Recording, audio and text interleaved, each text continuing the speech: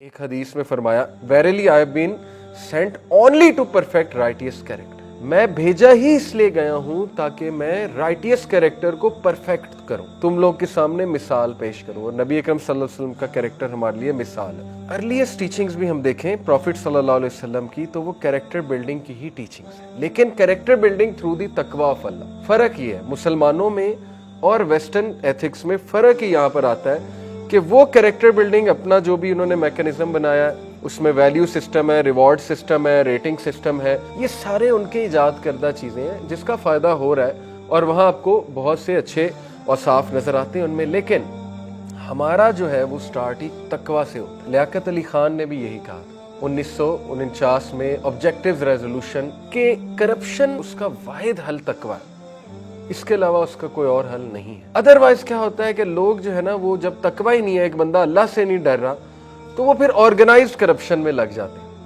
اور وہ چھپ کر کرپشن کرنے لگتے ہیں، جیسے امریکہ ویسٹ میں آرگنائزڈ لیول پہ کرپشن ہوتی ہے کہ پتہ بھی نہیں لگتا لیکن کرپشن ہو رہی ہوتی ہے، اندر خاتے بہت کچھ ہو رہا ہے کیونکہ اللہ کے نہیں ڈر۔ The religion it self is entirely good character, religion ہے ہی گڈ کیریکٹر۔ جیسے امام شافعی کا واقعہ ہے، بہت مشہور صحیح واقعہ ہے کہ وہ علم حاصل کرنے گئے، کافی عرصہ علم حاصل کر کے واپس آئے، عالم بن گئے، دروازے پہ نوک دی، مدر نے پوچھا کون ہے، اپنا نام بتایا، اور مدر نے کہا کیا سیکھ کر آئے ہو؟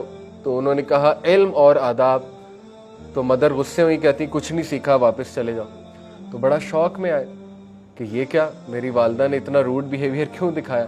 تو اپنے استاد کے پاس گئے، غم میں کہا یہ معاملہ ہوا ہے میرے ساتھ۔ تو استاد مسکرائے، کہتے پہلے آداب کہنا ہے پھر علم کہنا۔ تو یہ جب آ کے واپس کہا نوک کر کے کیا سیکھا، تو کہا آداب اور علم، تو پھر دروازہ کھلا۔ یعنی وہ مدرز بھی کس لیول کی ویژنری خواتین تھی۔ تو کہا ہاں اب تم نے کچھ سیکھا، تو علم سے پہلے آداب آتے ہیں۔ اگر صرف علم آ گیا ہے تو پھر تو آپ وہ فتویٰ باز بن جائیں گے نا، پھر تو حرام پولیس بن جائیں گے، ہر چیز میں نقص، ہر چیز میں نقص، اور ایسے ہی ہوتا ہے۔ یہ شروع کی سٹیجز میں سے ہے، ہم سب اس سے گزرے، فیملی والوں پہ فتویٰ، سب پہ فتویٰ، غصے ہونا، گرمپی ہونا۔ تو وہ ماں باپ بھی سوچتے ہیں، رشتہ دار بھی سوچتے ہیں کہ یار یہ کون سا مذہب اس نے پڑھا ہے، دین پڑھا ہے کہ یہ غصے والا بن گیا۔ تو رسول اللہ صلی اللہ علیہ وسلم کا کردار آپ کے سامنے، یا قرآن یا رسول اللہ کی مثال لے لیں۔ اللہ نے تو فرعون کے پاس بھیجتے ہوئے کہا قولا لینا، کہ نرمی سے بات کرنا۔ فرعون جیسے خبیث شخص کی طرف بھیجتے ہوئے حضرت موسیٰ کہا جا رہا ہے نرمی سے بات کرنا۔ تو اس لیے بس بات وہی ہے نا کہ اپنی ایگو کو بوسٹ نہیں کرنا چاہیے انسان کو ویسے ایکٹ کرنا چاہیے جیسے نبی صلی اللہ علیہ وسلم کا کردار ہے۔ تو ابن القیم نے کہا کہ ریلیجن ہے ہی good character, so whoever surpasses you in character has surpassed you in religion۔ تو جس کا اخلاق تم سے اچھا ہے وہ تم سے ریلیجن میں آگے ہے، سیدھی سی بات ہے۔ اس لیے میں ہمیشہ یوتھ کو کہتا ہوں کہ اگر آپ نے استاد پکڑنا ہے تو علم تو ضرور دیکھیں لیکن اس کا اخلاق ضرور دیکھیں۔ میرے لیے سب سے امپورٹنٹ چیز while choosing a teacher is اس کا اخلاق، اس کی نرمی، یہ بہت ضروری، کیونکہ ٹیچر کا رویہ آپ میں آتا ہے، ٹیچر کا مزاج آپ میں آتا ہے، یہ بات یاد رکھیں۔